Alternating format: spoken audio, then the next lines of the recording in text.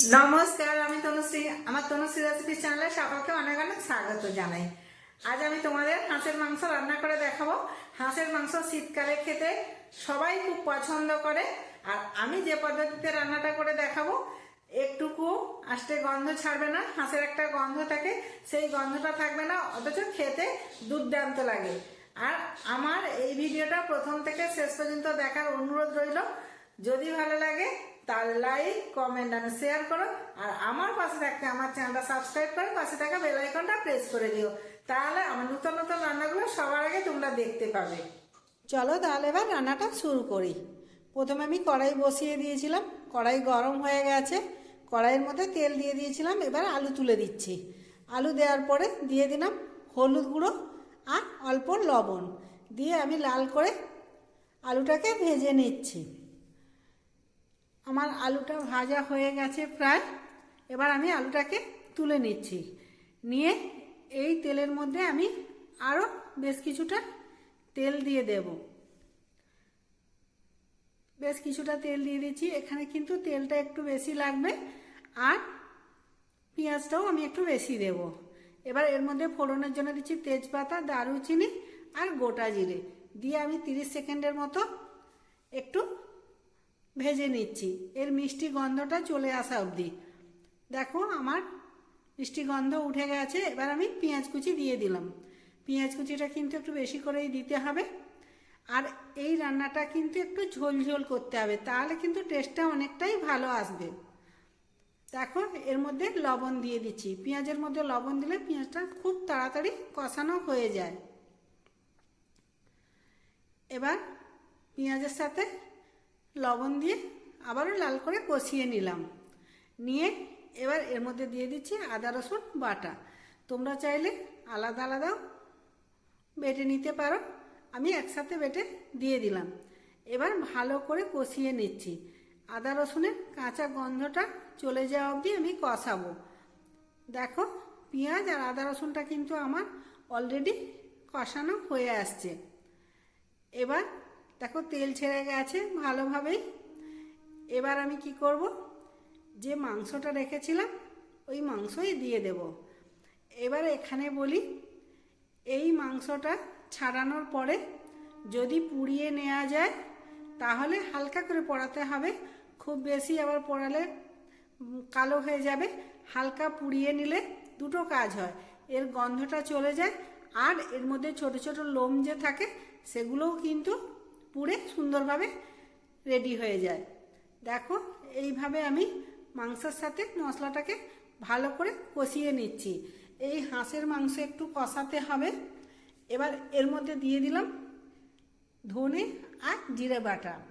আমি এটা বেটে দিলাম, তোমরা চাইলে গুঁড়ো দিতে পারো। বেটে দিলে এর টেস্টটা একটু ভালো আসে।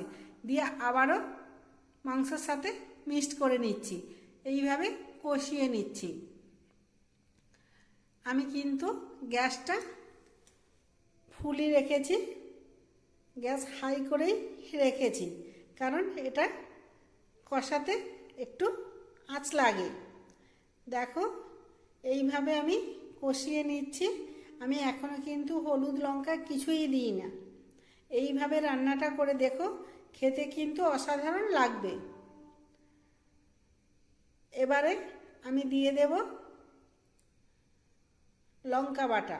লঙ্কা আমি বেটে রেখেছিলাম, আমি কিন্তু হাঁস মাংসের সব বাটা মশলাই ব্যবহার করছি। এবার লঙ্কা আমি দিয়েছি আমার মতো করে। একটু হাঁস মাংসে লঙ্কা দিলে ভালো লাগে খেতে, তোমরা চাইলে কম করেও দিতে পারো, তোমাদের পরিমাণ মতো তোমরা দেবে। দিয়ে আবারও আমি একদম মাংসের সাথে কষিয়ে নিচ্ছি। দেখো এইভাবে রান্নাটা করবে, দেখবে খেতে কিন্তু দুর্দান্ত লাগবে। একটু কষিয়ে নেওয়ার পরে